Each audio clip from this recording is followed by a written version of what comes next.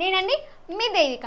So ఈరోజు మనకు ఒక టాపిక్ తెచ్చాను. ఆ టాపిక్ ఏంటిదని కూడా ఏం లేదండి. సో కొంతమందిలో ఏంటిదంటే వాళ్ళు ఇంగ్లీష్ అనేది వింటుంటారు, మ్యూజిక్స్ వింటుంటారు, ఇంగ్లీష్ సాంగ్స్ అనేది everyday వింటుంటారు.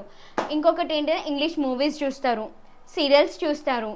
So each and everything English నేర్చుకుందామని ప్రతి ఒక్కటి అంటారు కదా, ఇంగ్లీష్ మాట్లాడడం కన్నా వింటే బాగా వస్తుందని. సో కొంతమంది అది కరెక్టే, కొంతమందిలోకి వింటే వస్తుంది, కొంతమందిలోకి ఏంటిది ట్రై చేస్తేనే వస్తుంది, మాట్లాడితేనే వస్తుంది. మీకు మీరు ఇంగ్లీష్ సాంగ్స్ వింటా, నేను ఇంగ్లీష్ మూవీస్ చూస్తా, ఇంగ్లీష్ సీరియల్స్ చూస్తా అంటే రాదు కదా. సో ప్రాక్టీస్ అనేది చాలా ఇంపార్టెంట్.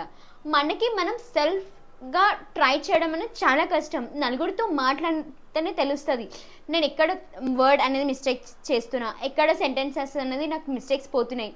సో ఈ వర్డ్ని నేను ఎలా ట్రాన్స్లేట్ చేయాలి ఇంగ్లీష్లో, ఎలా కన్వర్ట్ చేయాలి ఇంగ్లీష్లో. సో ఒకవేళ తప్పు మాట్లాడితే వాళ్ళు ఏమని అనుకుంటారా, షైగా ఫీల్ అవుతారా, అరే తిని ఇంత పెద్దగా అయినా ఇంత గ్రాడ్యుయేషన్ కంప్లీట్ అయింది, తినకి ఇంగ్లీష్ మాట్లాడడానికి రాదు, నర్సరీ పిల్లవాళ్ళు చాలా బాగా మాట్లాడతారు అని ఇన్సల్ట్ చేస్తారేమో అని భయపడుతున్నారా. సో చాలామందిలో అనేది భయం అనేది ఉంటుంది, ఫియర్ అనేది ఈచ్ అండ్ ఎవ్రీ వన్కి ఉంటుంది.